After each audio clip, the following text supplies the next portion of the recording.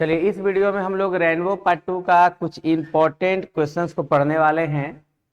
ठीक है जो कि आपके 12 के फाइनल एग्जामिनेशन के लिए काम आएगा।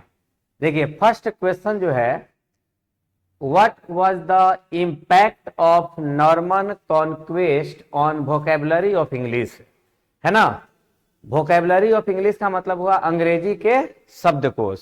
ठीक है, व्हाट वाज द इम्पैक्ट मतलब क्या असर था। इम्पैक्ट का मतलब हुआ असर, क्या असर था नॉर्मन कॉन्क्वेस्ट का। नॉर्मन विजय, नॉर्मन वे लोग थे जो फ्रेंच से रिलेटेड हैं, है ना।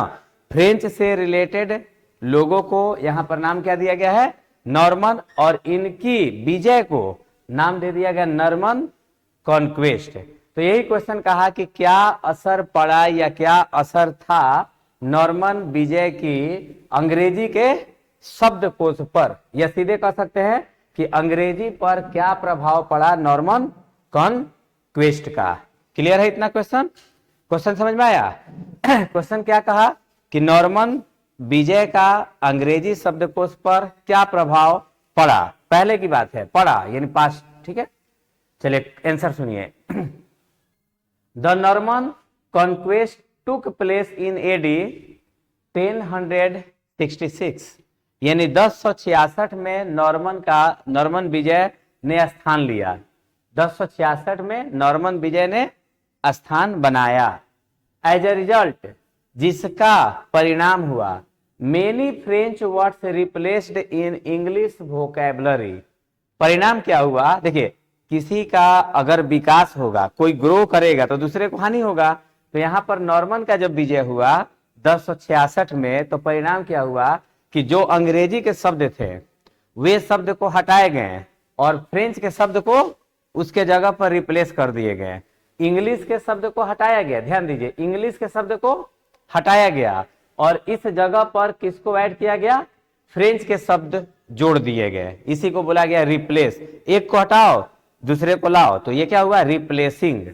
तो as a result many French words replaced in English vocabulary. अंग्रेजी शब्दकोश में अंग्रेजी के जगह पर कौन से शब्द लाए गए, फ्रेंच के। क्यों लाए गए?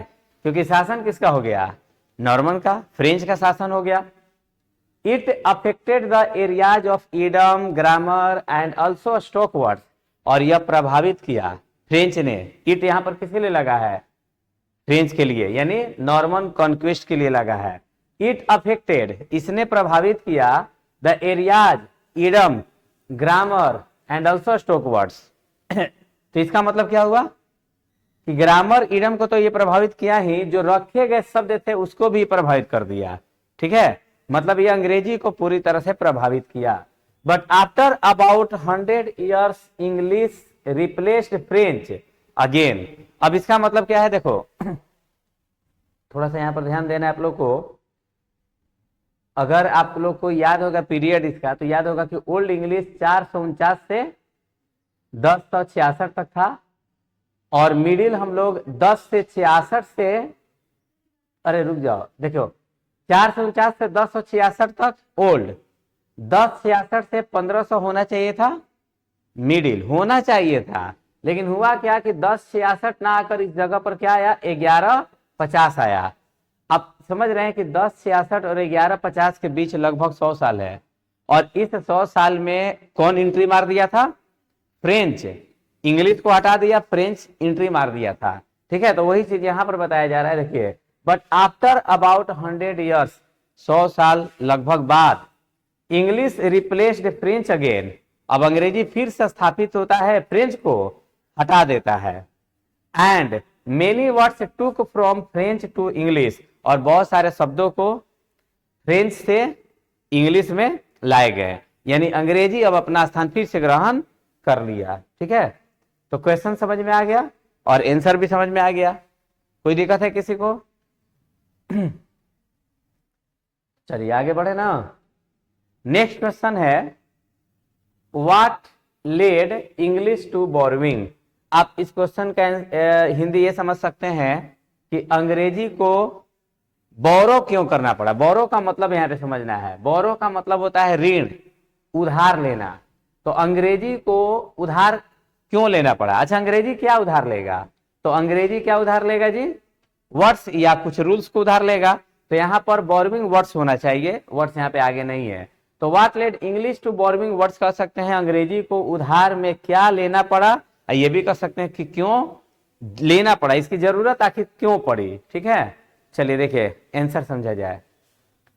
English led to borrowing words to enrich its vocabulary, अंग्रेजी को बोरो करना पड़ा वर्ड्स को, यानी उधार लेना पड़ा शब्दों को। अच्छा उधार लेगा तो ये पैसा देकर थोड़े लेगा, उधार लेना का मतलब यहाँ पर है लैंग्वेज में कि दूसरे भाषा के शब्दों को अपने वोकैब में ऐड कर लेना। तो English led to borrowing words to enrich its vocabulary, अंग्रेजी ने शब्दों का उधार लिया इनरिच करने के लिए। इनरिच का मतलब होता है धनी, समृद्ध है, मतलब इसको लग रहा था कि शब्द मेरा घट रहा है, तो दूसरे देश के शब्दों को जोड़ लिया। कौन कौन सा देश का जोड़ा, देखिए Latin, Greek, Spanish and also Hindi, यानी हिंदी के शब्द भी अंग्रेजी में चलते हैं, हिंदी के शब्द भी अंग्रेजी में चलते हैं। जैसे पूरी है तो पूरी का पूरी चलेगा, ठीक है ना, इस तरह से। तो लैटिन, ग्रीक, स्पेनिश और हिंदी के शब्द अंग्रेजी में जोड़े गए। क्यों जोड़े गए, ये तो समझ में आ गया ना, इन रिच बनाने के लिए। इन रिच का मतलब समृद्ध बनाने के लिए, शब्द घटे ना इसके लिए। To express some new ideas, और जोड़ने का कारण समझा जाए। एक्सप्रेस का मतलब कहना है ना, अपनी बातों को रखना।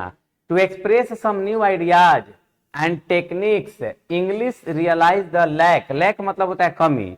यहां पर ध्यान देना बुआ, ये क्या कर रहा है कि अंग्रेजी को जब एहसास हुआ कि वो अपनी आइडिया और टेक्निक को रखने में थोड़ा शब्दों की कमी महसूस कर रहा है। देखिए लैक ऑफ सम वर्ड्स, इसको लगा कि कुछ शब्दों की कमी फील कर रहा है, तो क्या किया गया, दीज नीड्स, इसी जरूरत की वजह से let the borrowing some words, नए नए शब्दों को लेने की जरूरत पड़ी। और वे शब्द कहां कहां से हैं, Latin, Greek, Spanish and also Hindi.